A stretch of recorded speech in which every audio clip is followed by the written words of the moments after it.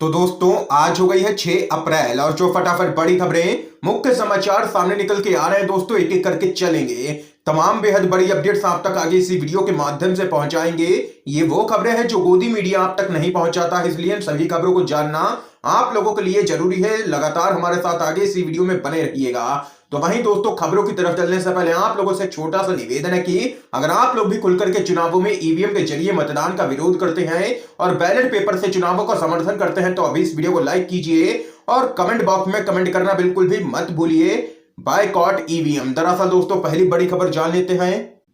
छत्तीसगढ़ नक्सली हमले पर कन्हैया कुमार ने गृह मंत्री अमित शाह को लिया है सीधे तौर पर निशाने पर। आप लोगों को बताते चले सीपीआई के नेता और जेएनयू के पूर्व छात्र संघ अध्यक्ष कन्हैया कुमार ने ट्विटर पर छत्तीसगढ़ में नक्सली हमले में मारे गए जवानों को लेकर के एक ट्वीट किया है। आप लोगों को दोस्तों बताते चले कन्हैया कुमार ने अपने ट्वीट में नक्सली हमले में मारे गए जवानों को श्रद्धांजलि देते हुए केंद्रीय गृह मंत्री अमित शाह और उनके बेटे जय शाह को जबरदस्त तरीके से निशाने पर लिया है। तो वहीं आगे आप लोगों को दोस्तों बताते चले जेएनयू के पूर्व छात्र संघ अध्यक्ष कन्हैया कुमार ने ट्वीट करते हुए लिखा है कि बाप गृह मंत्री बेटा बीसीसीआई सेक्रेटरी, बाप किसान बेटा जवान, बेशर्म सत्ता से पूछिए कि कितने मंत्रियों के बच्चे फौज में शामिल होते हैं। कायराना नक्सली हमले में लहू देश के आम लोगों का बहता है और कुर्सी जीवी इसका फायदा उठाते हैं। देश को ये साजिश यहाँ पर समझनी होगी। ये यहाँ पर ट्वीट किया है कन्हैया कुमार ने और सीधे तौर पर केंद्रीय गृह मंत्री अमित शाह को लिया है निशाने पर। अगली बड़ी खबर जान लेते हैं। ममता बनर्जी ने भरी हुंकार, बोली मैं एक पैर से बंगाल जीतूंगी और 2 पैर से दिल्ली। आप लोगों को बताते चले पश्चिम बंगाल की मुख्यमंत्री ममता बनर्जी ने कहा है कि चोटिल होने के बावजूद वह राज्य का चुनाव जीतेंगी और आगे दिल्ली की सत्ता पर उनकी नजर होगी। प्रधानमंत्री मोदी और गृह मंत्री अमित शाह पर निशाना साधते हुए बनर्जी ने कहा है कि पश्चिम बंगाल में वहां के लोग शासन करेंगे। खुद को रॉयल बंगाल टाइगर बताते हुए तृणमूल कांग्रेस प्रमुख ने कहा है कि पश्चिम बंगाल में किसी गुजराती का शासन किसी भी कीमत पर नहीं होगा।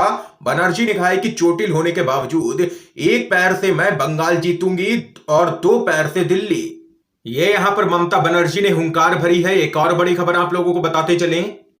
कांग्रेस पार्टी के वरिष्ठ नेता दिग्विजय सिंह ने ईवीएम की विश्वसनीयता और चुनाव आयोग की निष्पक्षता पर फिर उठाए हैं सवाल। आप लोगों को बताते चले मध्य प्रदेश के पूर्व मुख्यमंत्री दिग्विजय सिंह ने एक बार फिर से ईवीएम की विश्वसनीयता और चुनाव आयोग की कार्यप्रणाली पर सवाल उठाए हैं। उन्होंने कहा कि भाजपा राज्य में सब कुछ गोलमोल है। दिग्विजय सिंह ने मध्य प्रदेश में कोरोना के बिगड़ते हालात और जंगल में आग लगने के लिए मुख्यमंत्री शिवराज सिंह चौहान को सीधे तौर पर जिम्मेदार ठहराया है। आप लोगों को आगे बताते चले पश्चिम बंगाल चुनाव के बारे में कहा है कि कांग्रेस और ममता बनर्जी धर्म के नाम पर वोट नहीं मांगते हैं बल्कि भाजपा इसके नाम पर ही वोट मांगती है।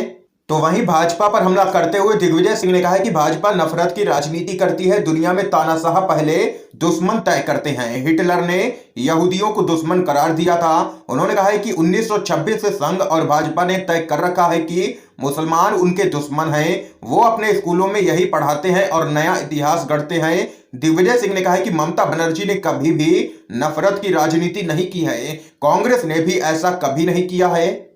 तो वहीं चुनाव आयोग पर सवाल खड़ा करते हुए दिग्विजय सिंह ने कहा है कि टीएन शेषन के समय आयोग में जो निष्पक्षता थी वो अब नहीं है। ईवीएम इस्तेमाल के लिए जो भी प्रोटोकॉल है अब तो उसका यहां पर पूरी तरीके से पालन भी नहीं किया जा रहा है, इसलिए ईवीएम पर किसी को भी भरोसा नहीं है। देख सकते हैं एक बार फिर से चुनाव आयोग और ईवीएम को ले लिया है निशाने पर दिग्विजय सिंह ने। अगली बड़ी खबर आप लोगों को बताते चलें।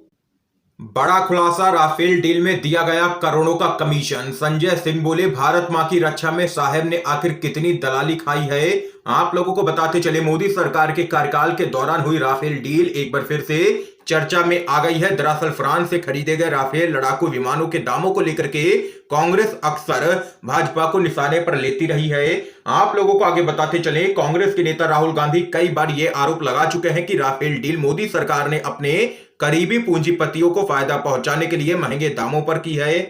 तो वहीं अब राफेल डील मामले में फ्रांस के एक पब्लिकेशन के द्वारा किए गए दावे ने भाजपा की मुश्किलें बढ़ाने का काम कर दिया है। दरअसल आप लोगों को बताते चले फ्रांस के इस पब्लिकेशन का दावा है कि राफेल बनाने वाली फ्रांसीसी कंपनी दसॉल्ट ने भारत में डील कराने वाले एक बिचौलिए को 1 मिलियन यूरो के यहां पर गिफ्ट दिए थे। तो वहीं इस मामले में आप लोगों को बताते चलें भाजपा के पूर्व नेता और मौजूदा टीएमसी के नेता यशवंत सिन्हा ने मोदी सरकार पर निशाना साधा है। उन्होंने यहां पर कहा है कि आखिरकार सच सामने आ ही गया, राफेल डील में भ्रष्टाचार हुआ है। हमारे देश की एजेंसियां इसे भले ही छिपाने की कोशिश कर रही थी, लेकिन फ्रांस से सच सामने आ चुका है। हमारे देश की सरकार और जांच एजेंसियों को यहां पर शर्म आनी चाहिए। तो वहीं आम आदमी पार्टी के सांसद संजय सिंह ने कहा है कि चेहरे पर जो लाली है राफेल की दलाली है। मोदी जी जवाब दो, भारत माता की रक्षा सौदे में कितनी दलाली खाई है।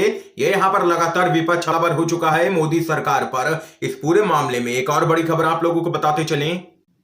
असम, जहां पर कुल 90 वोटर हैं, वहां पर पड़े 181 वोट। चुनाव आयोग जवाब दे, ये आखिर कैसा चमत्कार है। आप लोगों को बताते चले, ऐसा लगता है जैसे सच में भारत में लोकतंत्र अब कुछ ही दिन का मेहमान रह गया है। जब चुनाव आयोग जैसी संस्था निष्पक्षता त्याग करके किसी दल विशेष को जिताने पर उतारू हो जाए, तो फिर क्या बाकी रह जाता है।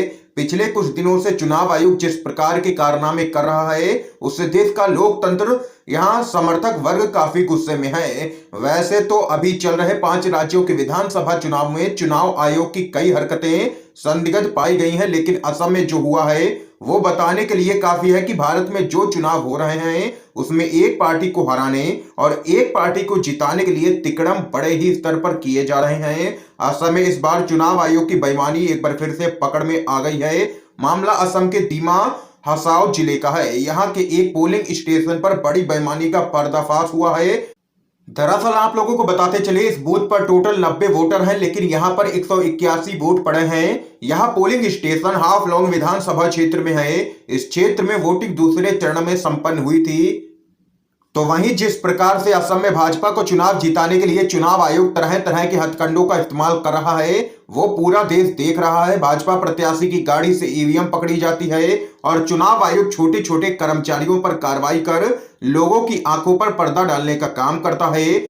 जिस सीट पर 90 वोटर हो, वहां पर 181 लोग वोटिंग कर दे। इस पर चुनाव आयोग का तर्क सुनकर के आपको हंसी भी आएगी और गुस्सा भी फूटेगा। चुनाव आयोग का कहना है कि हमारे पास 90 लोगों की मतदाता सूची थी, लेकिन स्थानीय ग्राम प्रधान ने हमें 181 लोगों की मतदाता सूची थमा दी। चुनाव आयोग के पास यही हास्यास्पद बहाना बचा था।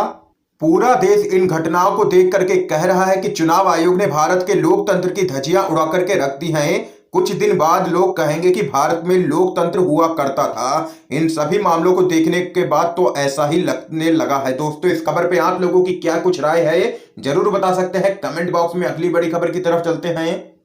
छत्तीसगढ़ नक्सली हमला, सीआरपीएफ चीफ के बयान पर भड़के हैं राहुल गांधी। बोले हमारे जवान इस तरह शहीद होने के लिए नहीं है। आप लोगों को बताते चले क्या कुछ है पूरा मामला।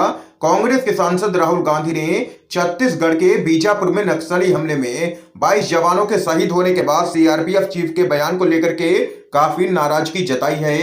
राहुल गांधी ने सीआरपीएफ के महानिदेशक कुलदीप सिंह के उस बयान पर सवाल उठाए हैं, जिसमें उन्होंने कहा था कि ये कोई इंटेलिजेंस फेलियर नहीं था। राहुल गांधी ने कहा है कि अगर ये इंटेलिजेंस फेलियर नहीं था तो क्या था आखिर, क्या हमारे जवान इसी तरह से शहीद होने के लिए हैं। दरअसल दोस्तों, आप लोगों को बताते चलें, राहुल गांधी ने ट्वीट करते हुए उस खबर को यहां पर शेयर किया है, जिसमें सीआरपीएफ के चीफ कुलदीप सिंह के हवाले से कहा गया कि इस ऑपरेशन में कोई भी इंटेलिजेंस फेलियर नहीं है। ऑपरेशन में 25 से 30 या इससे भी ज्यादा माओवादी मारे गए हैं। इस पर राहुल गांधी ने यहां पर लिखा है कि अगर ये इंटेलिजेंस फेलियर नहीं था तो एक नक्सली के मरने के साथ एक जवान की जान जाने का अनुपात कहता है कि ये बहुत ही कमजोर ऑपरेशन था और इसे बहुत गलत तरीके से चलाया गया था। हमारे जवानों की जान इतनी सस्ती नहीं है, उनको इस तरह शहीद नहीं होने दिया जा सकता है। यह यहां पर राहुल गांधी का बयान सामने निकल के आया है। अगली बड़ी खबर जान लेते हैं। कोलकाता में बोली जया बच्चन, अकेले ही सभी अत्याचारों से लड़ रही हैं सीएम ममता बनर्जी। आप लोगों को दोस्तों बताते चलें, पश्चिम बंगाल में विधानसभा चुनाव का जोर अपने चरम पर है। विभिन्न राजनीतिक दलों के बीच आरोप प्रत्यारोप का दौर लगातार जारी है।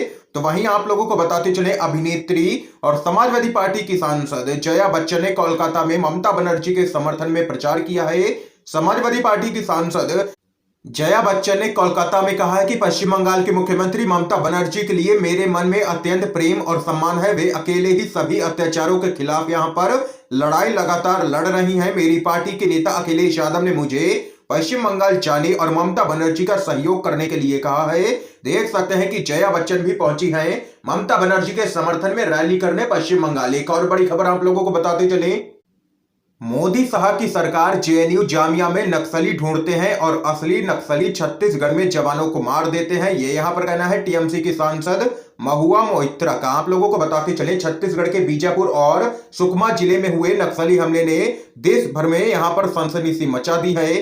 तो वहीं आप लोगों को बताते चले, छत्तीसगढ़ में हुए नक्सली हमले को लेकर के मोदी सरकार लगातार सवालों के कटघरे में आ चुकी है। दरअसल आप लोगों को बताते चले, टीएमसी की सांसद महुआ मोइत्रा ने ट्वीट करते हुए कहा है कि भाजपा सरकार और गृह मंत्री अमित शाह जामिया और जेएनयू में काल्पनिक नक्सलियों के बारे में चिंता करने में व्यस्त हैं। वे भूल रहे हैं कि हमें वास्तव में छत्तीसगढ़ में वास्तविक नक्सलियों का मुकाबला करने के लिए एक नीति की आवश्यकता है। दरअसल आप लोगों को बताते चले, साल 2014 के बाद केंद्र में भाजपा की सरकार बनी है। तब से जेएनयू और जामिया मिलिया इस्लामिया यूनिवर्सिटी के छात्रों को लगातार निशाना बनाया जाता रहा है। खासतौर पर भाजपा नेता और हिंदूवादी संगठन के कार्यकर्ता जेएनयू को नक्सली और माओवादियों का अड्डा बताते रहते हैं। उसी पूरे मामले पर बीजेपी सरकार को घेरा है टीएमसी की सांसद महुआ मोइत्रा ने। अगली बड़ी खबर आप लोगों को बताते चले, राफेल डील में कमीशन खोरी और रिश्वतखोरी की सच्चाई आ चुकी है सामने। कांग्रेस का सवाल, किसे दिए गए करोड़ों के गिफ्ट। आप लोगों को बताते चले, राफेल डील में भ्रष्टाचार से संबंधित रिपोर्ट आने के बाद कांग्रेस ने मोदी सरकार पर जोरदार हमला बोला है। दरअसल आप लोगों को बताते चले, फ्रांस के पब्लिकेशन मीडिया पार्ट ने अपनी एक रिपोर्ट में दावा किया है कि फ्रांस और भारत के बीच राफेल डील को लेकर के दसॉल्ट एविएशन ने भारत में एक बिचौलिए को 1.1 मिलियन यूरो दिए थे। आपको बता दें कि कांग्रेस पहले भी राफेल सौदे में भ्रष्टाचार के आरोप लगाती रही है। अब इस रिपोर्ट के आने के बाद सौदे में गड़बड़ी के संकेत मिल रहे हैं, जिसको लेकर के कांग्रेस मोदी सरकार पर लगातार सवाल खड़े कर रही है। तो वहीं कांग्रेस पार्टी के प्रवक्ता रणदीप सुरजेवाला ने सवाल पूछा है कि 60,000 करोड़ रुपए की राफेल डील में 1.1 मिलियन यूरो के गिफ्ट आखिर किसे दिए गए हैं। तो वहीं इस बीच एक और बड़ी खबर आप लोगों को बताते चलें, देशमुख पर हाई कोर्ट के फैसले को सुप्रीम कोर्ट में चुनौती देगी ठाकरे सरकार। आप लोगों को बताते चले, महाराष्ट्र के पूर्व गृह मंत्री अनिल देशमुख को लेकर के बॉम्बे हाई कोर्ट ने यहां पर एक फैसला दिया है, जिसमें कहा गया है कि सीबीआई पूरे मामले की जांच करेगी। तो वहीं आप लोगों को बताते चले, हाई कोर्ट के फैसले को महाराष्ट्र की महाविकास आघाड़ी सरकार सुप्रीम कोर्ट में चुनौती देगी। खुद अनिल देशमुख भी इस फैसले को सुप्रीम कोर्ट में चुनौती देंगे। वरिष्ठ अधिवक्ता और कांग्रेस पार्टी के नेता अभिषेक मनु सिंह भी अदालत में महाविकास आघाड़ी सरकार का यहां पर पक्ष रखेंगे। एक और बड़ी खबर जान लेते हैं, तेजस्वी यादव ने विधानसभा अध्यक्ष को लिखा पत्र, कहा जलियांवाला बाग बनाने का प्रयास करने वाले अधिकारियों को बर्खास्त किया जाए। आप लोगों को बताते चले, नेता प्रतिपक्ष तेजस्वी यादव ने बिहार विधानसभा में 23 मार्च को हुई घटना को लेकर के बिहार विधानसभा अध्यक्ष को एक पत्र लिखा है। पत्र में तेजस्वी यादव ने विपक्षी विधायकों को पीटने की घटना को जलियांवाला बाग कांड करार दिया है। इस बात की जानकारी नेता प्रतिपक्ष ने ट्विटर पर दी है। अपने ट्वीट के साथ तेजस्वी यादव ने अध्यक्ष को लिखे पत्र को यहां पर शेयर भी किया है। तेजस्वी यादव का आरोप है कि जिस तरह से जलियांवाला बाग कांड में निहत्तों पर हमला किया गया था, उन्हें बर्बरता से मारा गया था, ठीक उसी तरह से उनके विधायकों के साथ भी मुख्यमंत्री नीतीश कुमार के इशारे पर सदन के भीतर लात घूसों और डंडों से बहुत बेरहमी से पीटा गया। तेजस्वी यादव का सीधा आरोप है कि विपक्षी विधायकों को मुख्यमंत्री के इशारे पर ही पिटवाया गया, जो कि बेहद ही शर्मनाक है। दोस्तों, आज की तमाम बेहद बड़ी खबरें सामने निकल के आई हैं, जो हमने आप लोगों तक पहुंचाई हैं यूएनवीडीवी के माध्यम से। वीडियो पसंद आया हो तो लाइक कीजिएगा, ज्यादा से ज्यादा शेयर कीजिए, ताकि आप सभी के दोस्त भी इन खबरों को जान सकें। वीडियो देखने के लिए आप सभी का बहुत बहुत धन्यवाद दोस्तों।